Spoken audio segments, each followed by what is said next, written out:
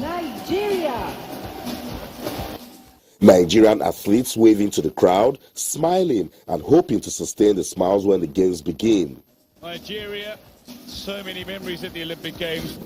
But that didn't happen, as most of the country's athletes struggled to make it to the finals in their events. But what could have gone wrong? It's hard to say we're trying to put blame on anyone other than ourselves or anything like that. But I think the main thing is that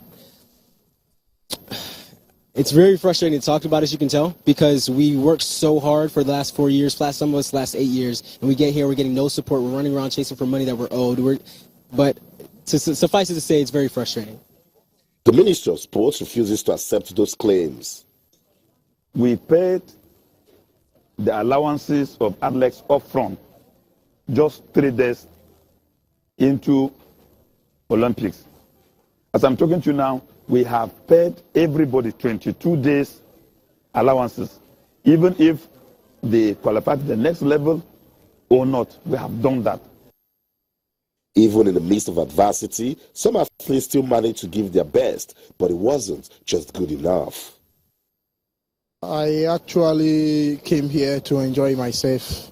I was not really expecting to have qualified for quarterfinal. I really got a lot of support from the Nigerian people. That's really been helpful on Twitter, on social media. They really support me, and it just took my all to make it to the semifinals. I'm excited. And for Nigeria, well, for basketball, there were some positives.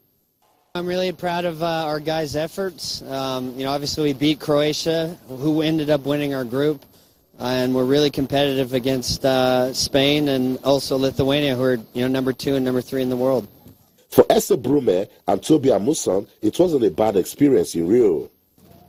I'm thankful that I'm opportune to be an Olympian, to be there, and also to qualify to the finals. Germany leads from Nigeria, Trinidad and Tobago.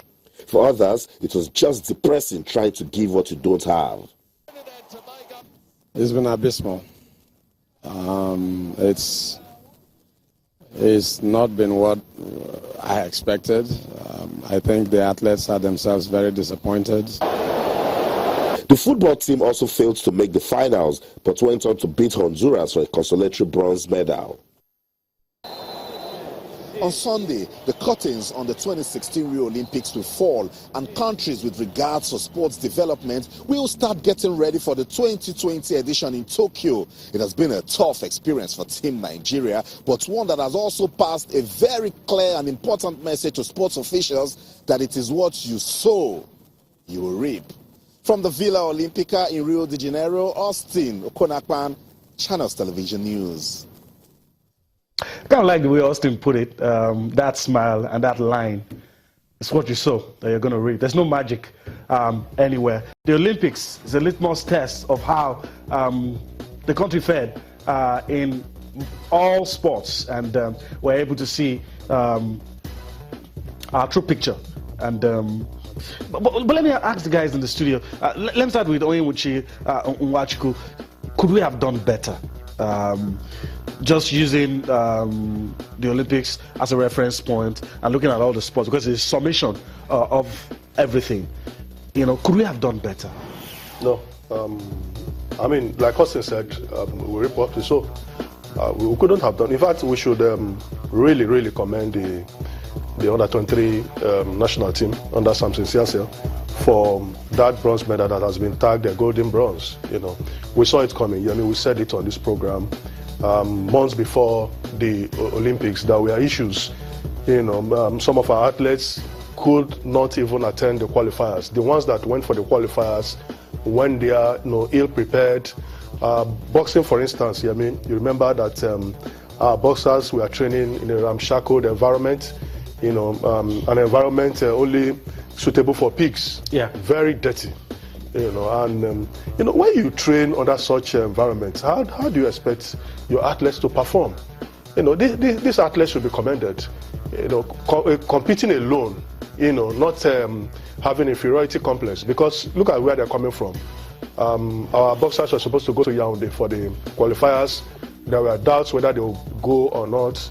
And at the end of the day, just one boxer qualified. You know, I remember there was a report, you know, the environment was not suitable, Austin. I mean, Yemi. And what do we get? We expect so much from them. You know, I heard officials saying that the athletes will get so and so medal. How are you going to get the medal? Before this Olympics, I mean, before the 2016 Olympic Games, the one in London, we didn't get any medal. You know, we have failed to learn from history. Okay. And it will keep on repeating itself. What happened in 2012, one would have expected that we'll pick up one or two lessons, but we didn't. We didn't pick up any lesson. You could argue that change in government and all those things, but you know, we could have done something between the latter part of 2015 and 2016, okay. But we didn't prepare well. Kule, the song everyone of Federation started singing, funds, and could that also be a reason? Yes, definitely. That is also a very reason. I mean, a big reason. The Olympics is a very, very huge, a massive event which needs a lot of funding. And just like is it just funding or planning or both? Funding, it requires funding, adequate planning. Funding. The associations will tell you they have their plans on ground, but the funds are not forthcoming. And just like he said, we have not learned from history. We've not learned from our past. We keep saying we'll come back. We'll come after a disastrous outing. We'll say we're coming back to the drawing board. And at the end of the day, after 4 years, nothing is done. It's still the same story. Okay. And at the end, we participate.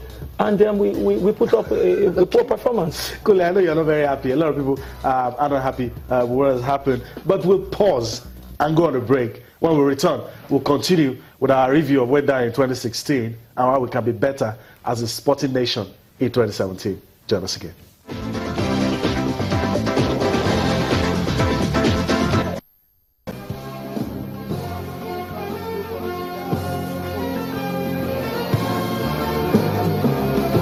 The boys from Kwaibo Primary School, Ida, Kogi State, and Mohammed Kabir School, Kaduna, fouled out with one objective, and that's to become champions of the Channels National Kids Cup. Before action commenced, the visionary of the competition, Mr. John Momo, had motivational words for the kids. The Kids Cup is a great source of entertainment. It has a refreshing effect on the mind and body. And even more so, it fosters team spirit among the players. I'm certain that all the kids are enjoying themselves and that every one of you is today a champion. Again, I'm a winner, I'm a torchbearer, I'm a proponent, I'm a promoter, I'm a supporter, I'm a standard bearer, I'm a striker, I'm a defender, I'm a winger, I'm a goalkeeper. Who am I? Who am I? Am I going to penalties as well? Former NFF President Kojo Williams did the official kickoff, and that cleared the way for action. There's the official kickoff from Anthony Kojo Williams. Before this match, Kaduna's Chidebube James had scored 11 goals. In the 18th minute, he increased the tally. And that's the first goal, brilliant goal.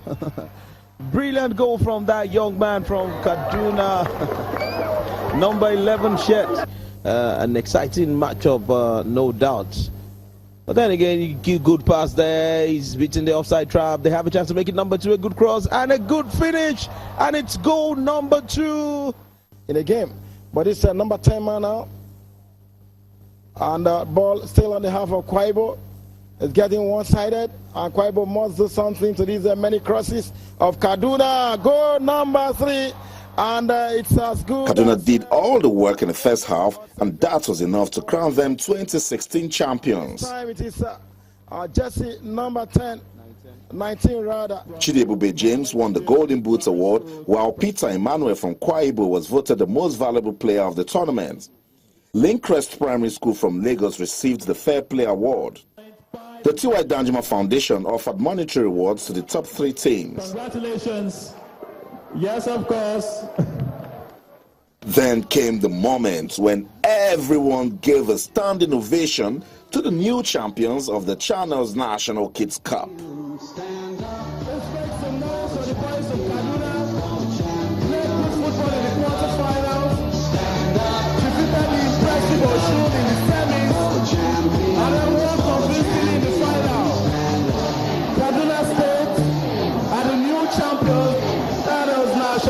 Corps. Austin Okonakpan, Channels Television News.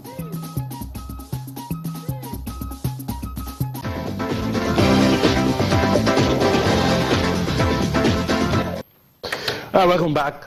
Thanks for joining us. Well, guys, let's really talk about something that is heartwarming. In spite of all the negatives we had in 2016, there was something that was heartwarming, and it's the China's National Kids Cup. You know, we've always talked about developing the game at the grassroots, and in 2016, one of the high points for me was seeing those kids enjoy themselves, and at the end of the day, a winner was produced. But the joy, seeing teams from all over the country participate in that, was a really heartwarming moment. Oi. Yeah, the championship has gone in leaps and bounds, Yami. It shows that when you package a tournament very well, it's going to improve every edition, and it's going to attract recognition, from the right authorities. The NFF, already the Nigerian Football Federation, have keyed into the Channels Kids Cup. You could see some top dignitaries coming to, grace the event. I think it's the way forward. When we complain about recession, about lack of money, I think if you package something very well, there will be support. People will support you, especially when they know that the people behind that competition, they are men of integrity. Reputable. They are honest. They are accountable. And people don't want to put their money into a bottomless pit where people will not be able to account for it. So I think Channels Kids Cup they led the way in 2016, and from what I gathered in the press conference preceding 2016, it could go international. Yeah. Which means that it has already conquered the local scene. Yeah. Okay. You can understand why the Channels National Kids Cup is one of my sporting moments for 2016. I will keep talking about it for a long time to come.